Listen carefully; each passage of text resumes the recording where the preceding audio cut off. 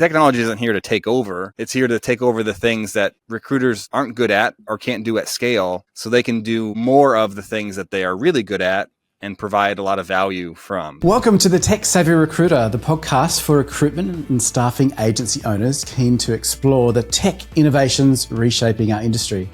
I'm Andrew Roger from RecMate. And I'm Belinda Kerr from Recruitment Garage, and together we're your hosts bringing you a stellar lineup of tech experts ready to help you understand and, more importantly, benefit from the increasing array of tech available to you today. Welcome to another episode of the Tech Savvy Recruiter podcast. Today we are thrilled to welcome Billy Davis, widely known as the staffing automation guy, or half man, half AI automation, whichever one you want to pick, to our show. Billy is the leading expert in leveraging automation and AI to help staffing and recruiting firms boost their revenue and efficiencies.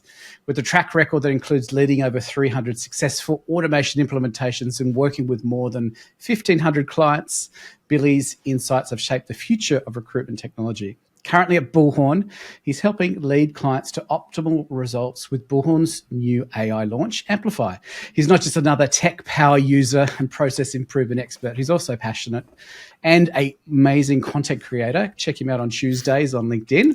And he shares best practice strategies through thought leadership with practical implementation as well of that thought. So whether you're a recruiter looking to streamline your workflow or leading your business to aim for future-proofing that firm, you won't want to miss this conversation with one of the industry's foremost voices in staffing automation and AI. Billy, welcome to the show. Thanks for having me. Really excited to talk everything automation and AI with you. Yeah, it's been a long time coming to get you on the show. Thank you so much for joining us today. We've got a really interesting theme to discuss, one that you raised you thought might be interesting for the audience, and I think it is too, and it's the secret formula to AI success in staffing and recruitment. So let's get into it. We've got a couple of quick questions to get the ball rolling. And I was thinking the other day, you often talk about the importance of pairing best-in-class AI technology with foundation operational work. So can you just break that a little bit more around why maybe system optimization and maybe some process mapping of your recruitment tech stack are just as critical as the AI or the automation tools themselves?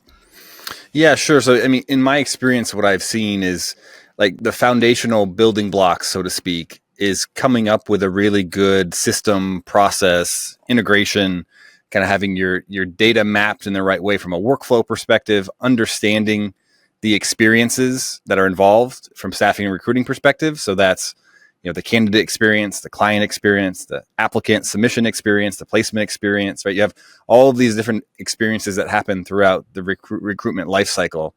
And as a staffing and recruiting company, you need to have a keen idea of what those things are. I mean, you could have the best technology pieces in place, but if you don't have that foundation in place, you're not going to get optimal results. And especially when you start kind of peeling some of the layers of the onion of data quality and, like trying to figure out which parts of the process and workflow should be automated, which do you want to keep personalized in that human connection.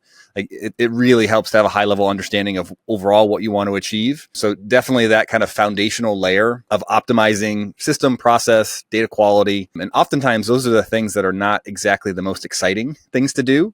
They're also difficult to do, but that's where kind of the true optimal results derive from when you kind of combine that foundation with best-in-class technology. I think the interesting word foundation, I often use that as an analogy when talking with clients around getting the foundation right. And as you said, sometimes it's not the really interesting, exciting stuff, but really high quality in terms of getting that. It's like a skyscraper. You can't go up without building down and having the bedrock of your skyscraper ready to build on top. And that is your experience, and I think probably mine as well, around that data piece, because garbage in, garbage out, and if you're just automating garbage, then you're not going to have a great outcome for anybody. And I think automation can help with some of those pieces there you've probably experienced to help optimize your core data set, your foundation piece, before you start adding some AI excitement on top. Yeah, I think there's an interesting kind of little friction point, because also you don't want to let perfection stand in the play of making progress. Right. So there's also this point where like your database is never going to be perfect from a data quality perspective, right? Your process and systems are never going to be perfectly optimized. So there's also this kind of force where you want to have this kind of agile, kind of get started mentality. And you're very right that even if you're not in a place that you're really overall, like we have this lockdown and we have our system and process and data in a really good spot, there's still several really good places that you can start and then obviously kind of improve over time. And that's really what you're looking for, is just general improvement over time. Obviously, if you do that long enough, obviously the compounding starts to take effect and you're off to the races. So Billy, that's one mistake, is like just not getting started, the analysis paralysis bit. What are some of the other mistakes that you commonly see people make when they're trying to go through this process? I think the predominant mistake that I see is kind of falling in love with the technology, the kind of the magic, the shiny silver kind of aspect of it, of, ooh, look at this kind of function and features that this technology can do. Well, now that's quite literal, isn't it? People falling in love with ChatGPT and wanting to marry the AI. So true. So that's what I've seen recently, is like falling in love with the feature function of the technology instead of leading with what problems are you solving, what experiences are you making better, whose lives are you making more efficient, so the only way that you're going to drive best in class business outcomes for your company is by focusing on what are the priority problems that you need to tackle. So if you kind of fall in love with the tech side and then you kind of try to make up problems that it'll solve, it's not going to lead you to a good spot. Whereas if you're doing it the other way around, of here's our priorities, here's the areas that we know we want to improve, how we want to measure, then you can also figure out what impact the technology is making for your company. And do you have like a set of typical problems that people should be looking to solve if they're kind of going, well, they don't know what they don't know? Are there sort of familiar themes of things that people should be looking at solving? Yeah, for sure. And they vary differently depending upon, the niche and industry and the type of staffing and recruiting that you do. But there's certainly themes that come up over and over again, especially like, FC Andrew's been in the industry for a while, and I'm sure he could kind of see these similar themes as well. But one of the things that jumps out from my perspective is the applicant experience, right? So what does that look like generally industry wide? The answer is silence. So most people that apply to a job don't hear anything, right? Which kind of perpetuates the problem, and you get even more people applying. So like that's a common area where you can deploy automation, AI to help kind of make that better. I mean, another area is around just database engagement overall. Like look at the total number of records that are in your system from a candidate and sales contact perspective, and then look at how many of those records have you talked to in the last month, 3 months, 6 months. And the percentages and numbers are typically very, very low, especially if you don't have a strategy in place or you don't have some of these kind of tools at your disposal to do that at scale. So like those are some of the things that kind of jump out that you see kind of recurring theme, but there's so many different layers. And also it kind of depends upon where the macro market is as well. So, kind of where things are currently, there's a lot of focus on business development and sales, trying to get new job orders. So you see things commonly like, are you chasing up with clients that you've done business with in the past that you haven't talked to recently? Like something as simple as that, but still so many companies don't have kind of a strategy in place to even kind of capture that and try to get those kind of warm leads coming back to them. Well, and that's so true too, because I think sometimes it's the simple processes that just are forgotten. I saw a post the other day by a mate of mine, David Wilsonholm, who does helps recruiters brand themselves. And he said, he goes and interviews their clients to see what they say. And he said, and he asked them, how many recruiters actually ask you for referrals? And he said, not one of them said that they asked. And like, that doesn't take any time. You're already in conversation. And so, I think no matter what part of the business you're touching, there's always like these little 1%ers, or in that case, probably like a 10%er that you can add in. And obviously when you're thinking about automation, that can obviously be amplified so much. So interesting. Yeah. And I think like that's the other thing that I've learned with age, as far as the staffing automation piece go, going on a decade plus of doing this. The early years, I tried to impress people with complicated workflows and like, look at all these branches and look at all this thing that this tool can do. But the more that you do with automation and now AI, you kind of realize simplicity is king. Like if you can make things simple, if you can kind of clearly show what this workflow is doing, and then if it's something that's repeatable, scalable, something as simple as, placement touch points, right? Where you can build that campaign in literally 15 or 20 minutes, but then you can let it run for years, right? And you get this value of, how'd your first day go? How'd your first week, your first month, like those kind of consistent touch points. So I think there's so many opportunities. I think that's definitely like a mantra that I try to let our clients know about for sure, is Don't recreate the wheel. Kind of focus on those kind of foundational best practices. And it's not the complicated things most often. It's like you mentioned, those kind of simple, small things that if you do consistently and at scale can really amplify and kind of drive some incredible results. I think sometimes what happens is that the results are hidden in the boring stuff. I was having this conversation with someone this morning, and if it's not sort of complicated and whiz bang, it feels very like we're doing something at the moment. We're just reaching out to, like, we got a massive database, and we decided that we would just reach out one-to-one. We do a lot of automated stuff too. We thought we'd just start reaching out one-to-one to people and, sending, it's like 20, 30 emails a day to people. And every day I come in and there's stuff in my inbox. It's the most boring thing to do. I'd rather stick pins in my eyes, but it works. Yeah.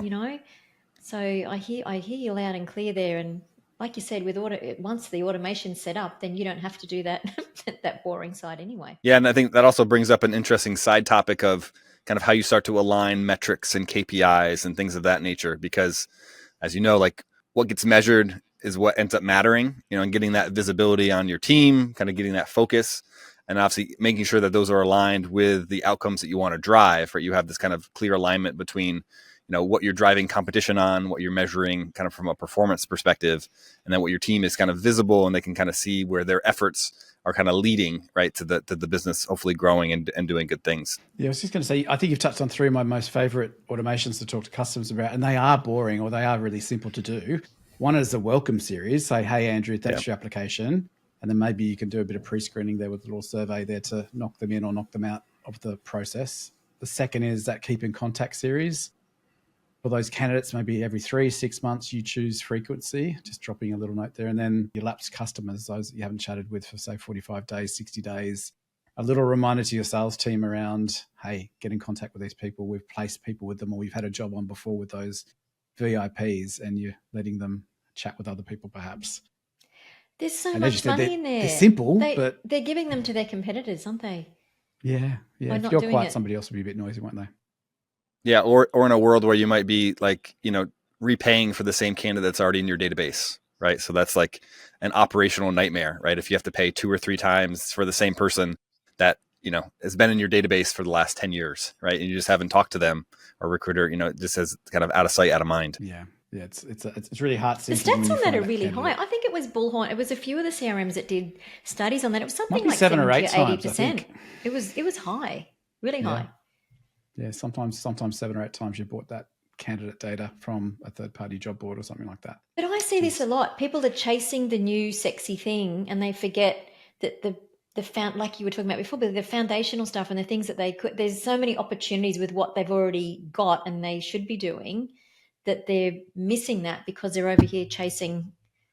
I don't know what they're chasing. Some AI that can sing and dance for them and do a whole lot of stuff they probably don't need to be thinking about before they're doing, like, there's, recruitment isn't a complicated process. There's not, if you break it down into its elements, it's pretty simple. And I mean, it also requires being set up in the right way to take full advantage of the tools at your disposal. So like, ensuring that your candidate and jobs, right, field mappings are in a good spot, and you have this kind of shared architecture between those things so that you can better match and you can better search, and then you can better find the right candidate for the right role. So like if you're in a spot where you haven't kind of gone through the process yourself, and don't really understand what experience you're providing, I mean, that's kind of the starting point to then try to, make those things better and get them into a good spot. That's a really good point you make there. Put yourself through the process. Yeah. I wonder how often that happens. We just build something. Not enough. Yeah. Spoiler alert. Not enough. Yeah. Interesting point. Yeah. Good. Yeah, but you're a mystery shopper occasionally, I think, is a good practice to get into. Click apply now on one of your own jobs and see how long it takes you to get a response. It can be a bit of a scary experience, I think, for some agency owners. Perhaps. That's gold. So, that's really so important, isn't it? I mean, yeah, that's a no-brainer. It's a no-brainer that probably people don't think about. But it's hard, and this is kind of goes back to what we were talking about at the top of the call here. Is it's difficult because it's not. They're things that take time, take a lot of effort. And it's also not a quick revenue producing activity. And, staffing and recruiting is all about kind of putting out fires in that immediate moment. So there's not many periods of time where you're twiddling your thumbs saying like, oh, I have 2 weeks of nothing on my calendar. Let's map out everything and try to improve this. So it can be very difficult to carve out those periods of time to devote to working on your business, right? But it's so instrumental in leading to improvement. So it's like this catch-22 where if you never have the time or devote the time to it, you'll kind of always be not achieving what you could be from an optimization standpoint. That's so true. And it can be really hard with founders who have been great recruiters, who are now running a business and might have been for some time, to break that habit of what's on the board for next month and to be able to put that line in the sand and go, I'm recruiting here, but I've actually got to build a business and grow it. And I need to focus on automation and doing these things over here, because they just get pulled back all the time. And I'll have conversations with people and they'll say, yeah, I'm going to do that. And then you talk to them in a year's time, how are you going? I'm still in the same spot, still, turning my wheels, operating a desk, not a business. Yeah. And to your point, they have to carve out, if they want to grow, they have to carve out time to get these things in place. And the other thing I see people trying to do as well is mashing it all in the same bucket. So they're trying to recruit as well as having a conversation with, about automation, and the next minute then they've got to see a candidate. You've got to separate the two, especially these smaller businesses, separate the two and give it the full time that it deserves, or it's never going to work properly for them. Because some of the stuff you're talking about, like you say, is reasonably, I don't know if complex is the right word, but takes some investment of time and energy to get it up and running. And if you're not prepared to do that, you're not going to get the output. Then you're going to get annoyed because it didn't work, and then you're back to over here again. So what you see? Do you see people doing that? Yeah, and I think the other thing you have to really watch out for, especially in kind of the small to mid-size space, is putting too much on one person's shoulders. So typically, in that kind of founder-led company, or even kind of a smaller type company where you might even have somebody carved out just for an operations type role, but then they're wearing multiple different hats at the company. And then if they're the only person that understands these things, like what happens when they go on vacation? What happens if they leave the company? What happens if they need to be reassigned to another priority position at the company? So I also tell people to kind of think about it from a sustainability and kind of a long-term mindset. And this goes back to like the mapping, the documentation, again, things that don't really scream as priority or super important things. But then if you find yourself with your super admin now no longer with you, and you don't have those things in place, it's really, really difficult to try to pick up the pieces, and you can really stall kind of your progress. And you kind of get into a spot where you have to really put a ton of time to even get back to where you were previously. I think that's a great point there, Billy, around making sure you've got that, I know it sounds boring, documentation process mapping in place. And top tip for people listening today is it's very easy to do that now. There's several tools out there like Loom, for example, whereby if you are doing maybe a session with an internal team, just record that session and run it through Loom, and it can pull through an SOP for you and have screenshots of what you were showing on the screen automatically done. So it's a very quick, rough and ready way to document that process and what's happening with that particular part of the system or part of your tech ecosystem. And Billy, I was just thinking around, we were talking a lot about customer experience there, and I think that's a big thing which a lot of agencies try and develop and have as top quality as possible. How does that focus on customer experience, be it client or candidate, play into that overall formula of AI success or automation success? And what role can technology help with customer success? Yeah, well, I think it needs to be the starting point. So you need to kind of think about all of your technology application in terms of experience, right? Because if you're applying technology and it's making experience worse, then you're probably doing more damage than good. So, but then corporate application systems, a candidate goes in the front door and then they're faced with 400 questions, and then their drop-off rate is massive. Or think about, when you, I don't know for you all, if this analogy will translate, but you call your internet provider or your telephone company, and then you get a chatbot that you end up screaming like, I want to talk to a person, because like you can't self-serve it in that kind of method. So, but the other, I think, thing with experience is you have to measure it. You have to understand what the experience you're providing is. And the only way to get that is to get feedback from the people you're providing experience to. So you, as the kind of staffing recruiting company, you can't be the sole judge of what the experience is you're providing. So obviously you only have a point of view on that, but you're also probably pretty jaded about it. So you have to get kind of consistent feedback from your candidates and clients to understand where are the hiccups, where are the obstacles, where do things slow down. also could be a great way to gather where are things that you could improve in the process. And another thing that I also recommend people think about is look to other areas of your life for ideas on ways that you can improve experience. So like thinking of some things that you're probably, in common with from an e-commerce perspective, you order something from Amazon. What does that experience look like? What are the kind of notifications that you receive? What is the end-to-end process there? And are there similarities that you could provide in the submission or application process? Right. So kind of look for best practices in other industries about good experiences that you experienced right throughout your daily life. And that can oftentimes inspire ways to improve the experience that you're providing for candidates and clients. Yeah, that's so true. I think I thought exactly the same. I had my car service the other day. I've got a Kia Carnival. I've got 5 kids, so I need a bus to get everybody around. And I picked it up, and as I was paying at the service desk, they pre-briefed me saying, "Hey, you will probably be reached out to by corporate, asking for a 5-star rating. We get a fail if it's anything less than 4.5." So they're sort of preempting you to think about that service level, how you've received it. And it might then open up conversation around, well, actually, this thing wasn't right, or I didn't feel good about this part of the process there. And you can maybe get that feedback from that customer early on, as opposed to letting it be something that festers. And we all know the adage around those that have a bad experience, they're more likely to tell 10 people than somebody who's had a great experience. So they're probably going to tell 2 or 3. So yeah, there's a great example too of where these things work together as well. So it's not just purely the technology experience that you're providing. Yes. It's in conjunction with the personal and the human and the consultative experience that you're providing. And where you're going to get the best results is where you blend and synergize those 2 things together. So I think that's a great example where you want each of those to reinforce one another, and you want there to be awareness. You want there to be kind of input on both sides of the equation. So like your teams can feel empowered to be a part of the solution instead of just feeling like, oh, here's yet another change that we're being forced into doing, okay, we're implementing another thing, right? And now we're doing this differently now, instead of, feeling more proactively involved in the process. Yeah. What's in it for them?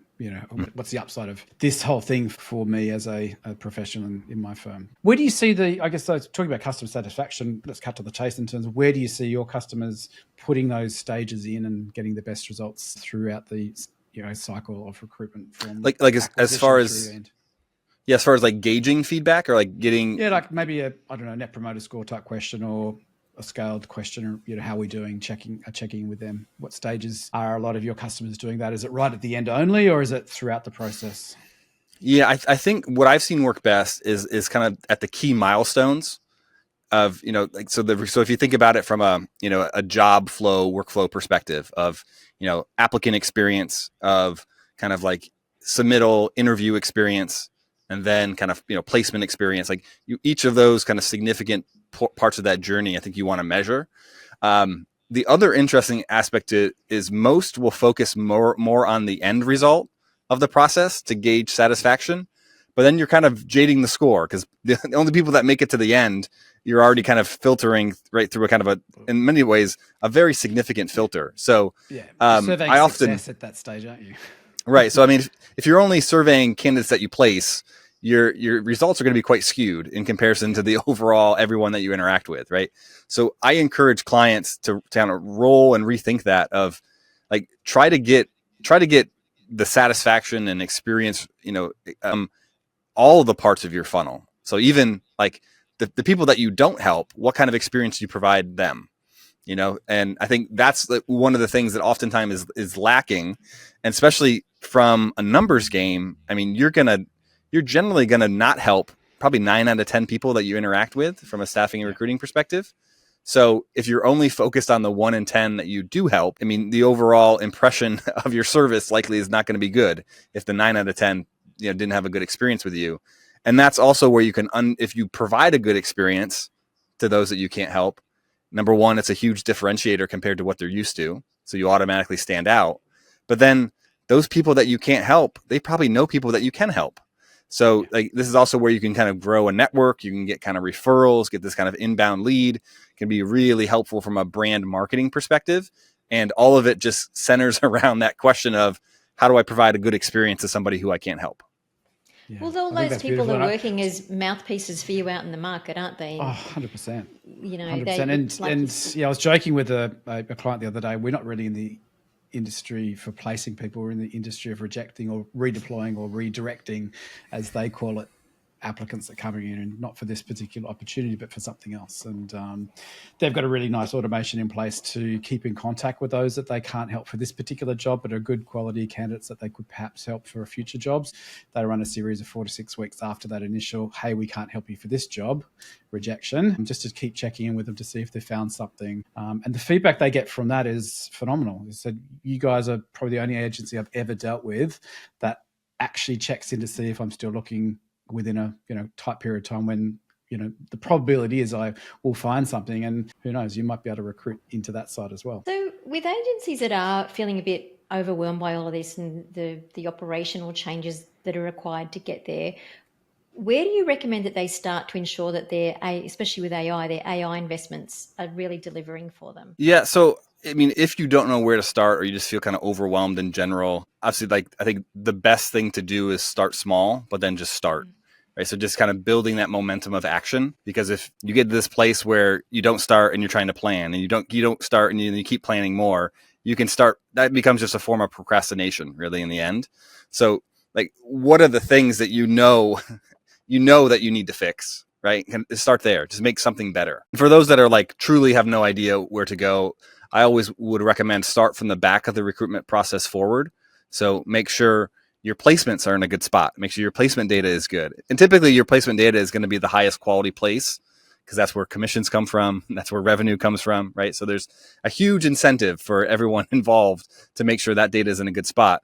And so start backwards in the recruitment process. Make sure that's in a good spot. Then you can focus kind of on the submission data and that side of things, and then work your way back towards the top of the funnel things where it can be very difficult manually at scale, to make sure those things are in a good spot. But then even just kind of focusing on those kind of, the ICP of the people that you place and the jobs that you work most often, right, will uncover typically some really good gold of oh yeah, here's people that we placed in the past, but we haven't talked to them in a little bit. Okay, well, it'd be really good idea to reach out and talk to them. So oftentimes too, that kind of back to front methodology will expose some really good opportunities. And then again, as with anything, especially kind of daunting initially, once you break off a small piece of it and show success, it becomes so much easier to kind of continue to invest more time into it, right? And you can get that kind of snowball effect that builds. Such good advice. Yeah, I think I've seen that a few times where I've got one client who said they've got an addiction now with their automation deck because they just see the advantage there. And when your brain is tuned into something, I think then that has that compound interest effect of having more opportunity. And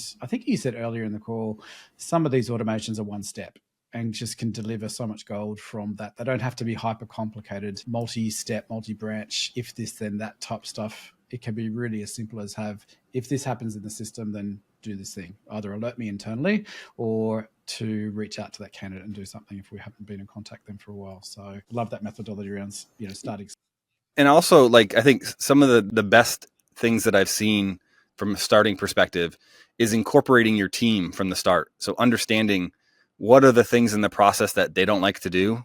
What are the things in the process that they don't do, right? And that you can do for them. And you mentioned earlier, Andrew, what you can do and show them to make it so that they understand what's in it for them. What are the things that you can do to make their job easier, to take away admin or data entry, which I've never met a recruiter who likes doing that? Or what are the ways that you can help make them more money?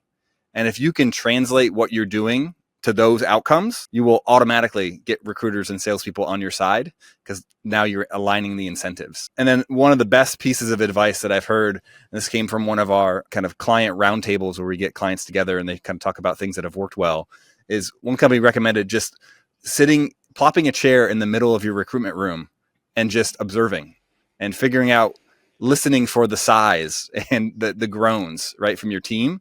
And a day of that, and you'll uncover probably a half dozen to a dozen things that you could do or ideas of, boy, if we take this away from them, that'll make them very happy. So that could also be a really good place to start if you're lost, if you're not sure what to do, or if your teams don't really have any ideas. Be a fly on the wall, observe day to day what they're doing, and that'll uncover a lot of opportunities too.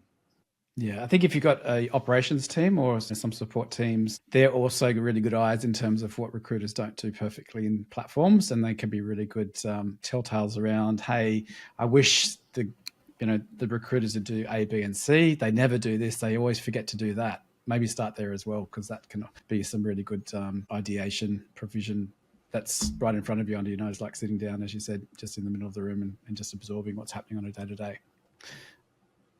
Lots of stuff there to think about. And back to that point about making things difficult, I remember I sold my business and then we were using a new system, and it was so complicated. Everything was mandatory. So the poor consultants, there was so much that they needed to put in, and then you couldn't get to the next step unless you'd put this data in. They just threw up their hands and didn't do it. It was too tightly wound up. They were trying to catch so much information that they ended up getting none, and then nothing got put in the system. It's it has the effect of being the complete gets opposite. Put in there like an X or a space or a or email true. as TBD or TBA yes, or NA. Yeah, that was chestnuts. Yeah, it's because we went from having something definitely really a fine simple balance of having the information needed in the platform, but not having too much requirement on the user. To Billy's point, I've never been a recruiter who loves data entry either. So if you can avoid that as much as possible, and I think platforms have a lot of data elsewhere, so you can do that. Implied data, copy from one field to another, if that makes sense for your business as well. So if it's already on the candidate record, it needs to go on the placement form. Just push it across through some sort of automation. Have that taken off the shoulders of the recruiter there. What are the biggest things that you're finding now since we've got AI and things are a little bit more clever compared to sort of a few years ago? What are the things that you're finding that people are taking off their plates and really enjoying having them taken off their plates? Yeah, so I think probably the biggest area or benefit that I've seen with AI is being able to get into some of like the unstructured data avenues.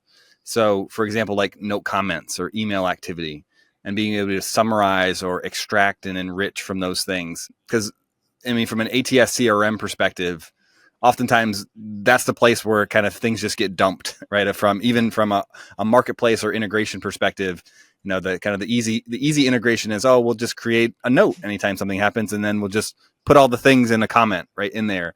But no recruiter is going to look through 200 notes, right, on a record to understand or pull out this little nugget of information, right? Or kind of clearly understand the history of what's been going on with an individual. But AI can do that in a microsecond, right? So like that kind of opportunity I think is interesting, and also provides a good example, I think, of where the best places for AI are used in the process. It's thinking of the things that you would love to do from a staffing and recruiting perspective, but you can't do because you don't have the time, or you don't have the kind of the employees or headcount to make it happen.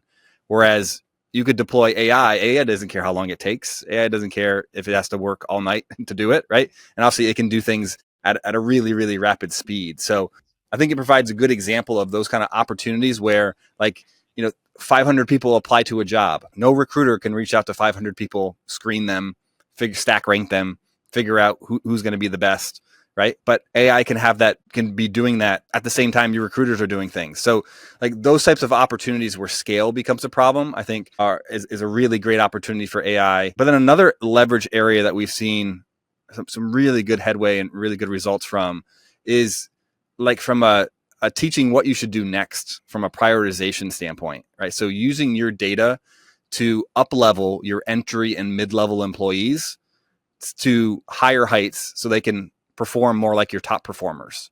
So, somebody who's not really sure who's the next candidate they should call, who's the next client contact they should outreach, which job should they prioritize, from a revenue or a gross profit, perspective.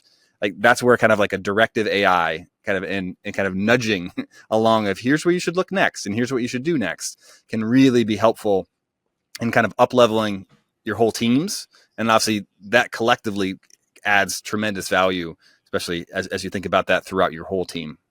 That's great. I mean, the training opportunities there are kind of quite mind-blowing, aren't they? And how much it's time having does a that little free up the manager? personalized whisper, to say, hey, do yeah. this thing. Hey, Andrew, if you send another 2 resumes across today, you're bound to hit your number for this week or whatever it might be. I was just thinking as you were chatting, Billy, it's sort of reflective around, AI is going to, shift the dial, I think, a lot around moving from a unstructured, maybe, less than ideal environment there to have the opportunity to be the best recruiter across the board for many, because casting my mind back, we used to have Friday morning candidate sharing sessions. So we would have a 8 a.m. kickoff with my team, and we talk about all the candidates we'd met that week, so we could then cross-pollinate with our customer base as well. But as you said, AI knows all that data. It can highlight, hey, Billy's just come in for one of Belinda's roles. Billy would really work for this particular job that you're recruiting. Should I prep that resume for you and get that out the front door? Without a heartbeat of a thought. So I think it's going to be interesting time. And I used to think in 3 to 5 year gaps. So I'm going to ask you a question around, maybe it's a 2-year window. If we fast forwarded 2 years, where do you see AI playing a part in, I guess, the day-to-day operations, and how is that going to change a recruitment firm if they're embracing technology from today, say, if they're taking those baby steps today so that they're, in a good place for that 2-year window? And what do you see is changing fundamentally in terms of how recruiters will recruit, say, fast forward 2 years' time with a company that has done all the right things today? Yeah, that's a great question. I think it's interesting because I think from a technology standpoint, we're kind of trained to think in terms of kind of, like half decades or like years, right? So like a 3 to 5 window, like what do we think is going to happen? I think what we've seen generally with AI is you take the factor of years and you probably shrink it down to months as far as like the window that you're used to being able to kind of predict or kind of have some sort of fuzzy idea of what's going to happen.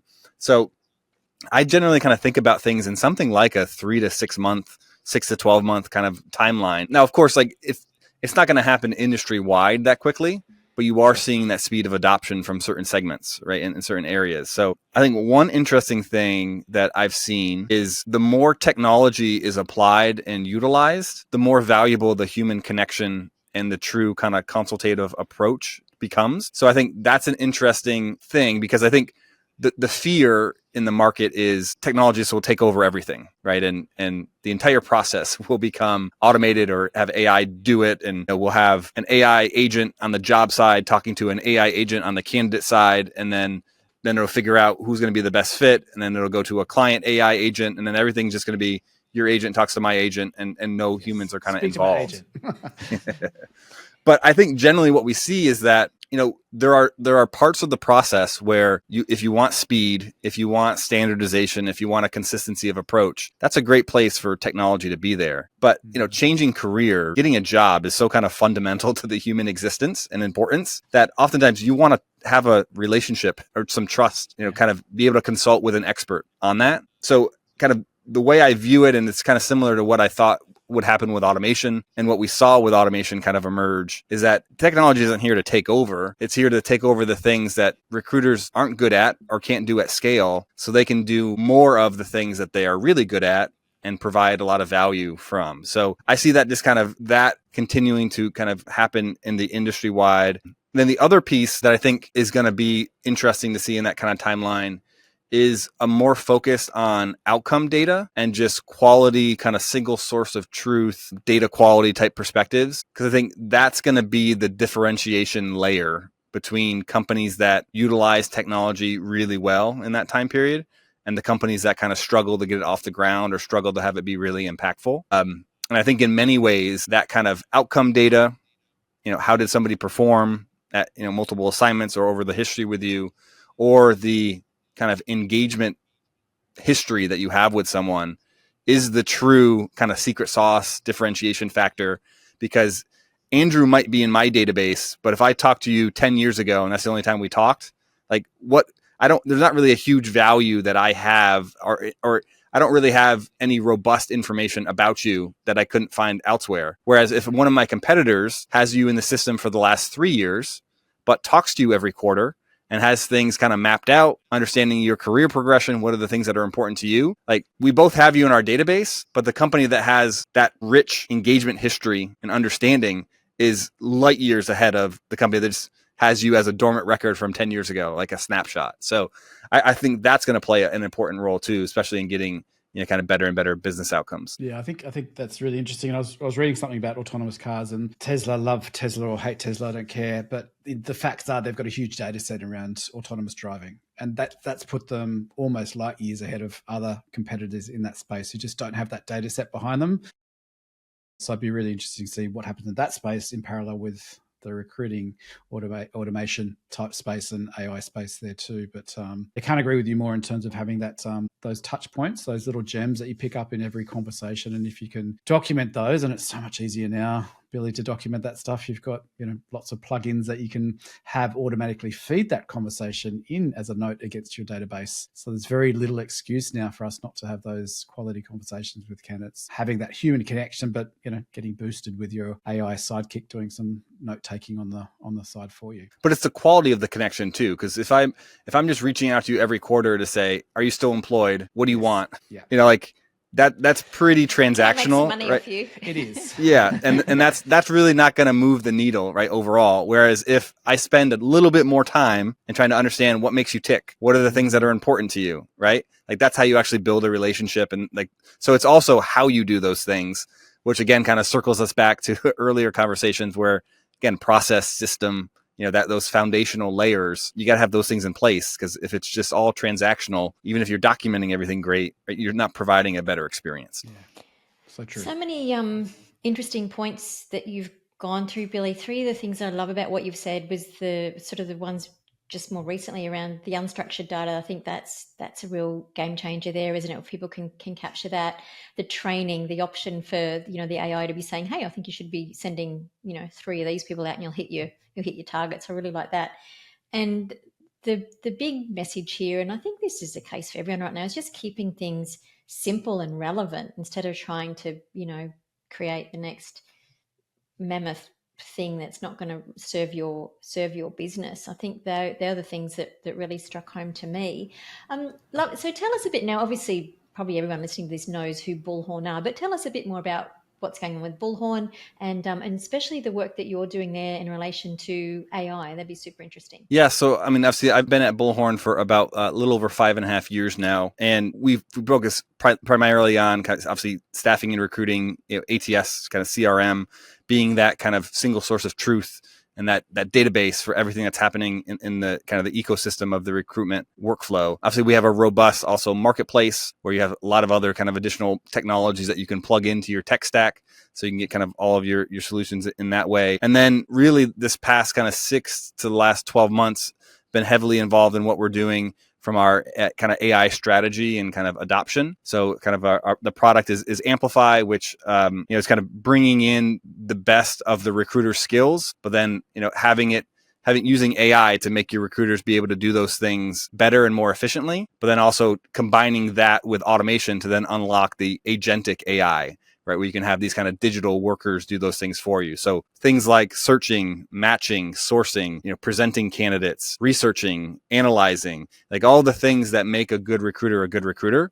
We're trying to aim to build AI to help do that more efficiently, make it better, and also allow that agentic application of it. But then probably the most important piece of it is giving desk level visibility and control, which, we've heard for a long, long time that's been desired, is, understanding who of your candidates or clients are where in the process, being able to drop people into different workflows, getting that high level visibility on what you should do next. So giving those kind of recruiters, salespeople, the desk level users, that visibility and control in the process. So really exciting about what we're building, what we're doing. It reminds me in a lot of ways of back in the Herefish kind of startup days, where we kind of were a small but mighty team that was rolling out a bunch of features in a quick timeline and kind of really closely partnering with clients to figure out like what are the things that are going to help your business the most. So really excited to kind of closely partner with clients on the AI front. And obviously it's a space that's rapidly evolving. And obviously we're keeping an eye on a wide variety of things, but it's been cool to really drive positive outcomes and kind of see that transformation that can occur. Brilliant. Thank you. Sounds like Such an exciting times. evolving space.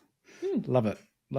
It's as you said, it's probably good to think in months rather than years. So translate your 3 to 5 into 3 to 5 months because it is moving that quickly. So if you look back, say to the beginning of this year, a lot of the stuff that we're talking or thinking about now that's top of lists may have just been a whisper at that stage. So it's moving pretty quick. Thanks so much for spending some time with us today, Billy. I know it's a little bit late in your world, so we won't keep you too much longer. But obviously, it'd be great for people to get in contact with you if they wanted to. Where's best for them to reach out to you, Billy? Yeah, it's been a pleasure being here. I love, as you could probably tell, talking about automation and AI. It's a big passion of mine to try to get some of the knowledge and experience out of my head that I've accumulated over the past 10 plus years and help the industry any way that I can and help those that are kind of earlier on in their own journeys. So on LinkedIn, you can find me, Billy Davis, there, or Build with Billy, as much of my content is tagged. But I post daily kind of staffing automation or AI kind of tips, best practices, case studies, things like that to try to help things out. I also have an automation and AI newsletter, so at Build with Billy at Substack. Again, you can find that on my LinkedIn profile as well. But we have about 1,000 subscribers to that, which is pretty cool. But that's more kind of for deep dive tutorials and kind of walk you through step by step on how to achieve some of these things. But I said, loved being here. Obviously, I could probably talk endlessly about automation and AI. And also, it's a pleasure to share the stage with you both, because obviously you both have a lot of expertise in this topic and obviously in staffing and recruiting overall. So my favorite thing is collaborating with kind of good people and people that are knowledgeable in the industry, because kind of together we can achieve a lot more than we can individually. Yeah, so much fun. So much fun. And for those listening, definitely subscribe to Billy's newsletter. It's gold. So you could pay a consultant a lot of money for the little nuggets that he shares every newsletter there. So, and those want to check him out on YouTube, he's got a Build by Billy page there as well, where he can walk you through automation steps so you can see how it's built. So check that out. We'll drop the link to your, if you give us a link, Billy, we'll drop it in the notes so people can have it there. Yeah, awesome. Yeah, I'd be happy to do that. Yeah, cool. Amazing. All right. Thanks so much, Billy. Thanks again. Speak soon. Yeah, my pleasure. Absolutely. Thanks for joining us for today's episode of the Tech Savvy Recruiter. If you'd like to stay up to date with the latest recruitment trends and insights, make sure that you remember to subscribe so you don't miss an episode. And also, if you'd like to speak to Andrew about turning your tech stack into your secret weapon, or myself around creating an agency that delivers you more money, more meaning, and more freedom, we'd absolutely love to chat. Reach out to us on LinkedIn. Thank you so much for your support. We look forward to seeing you next time.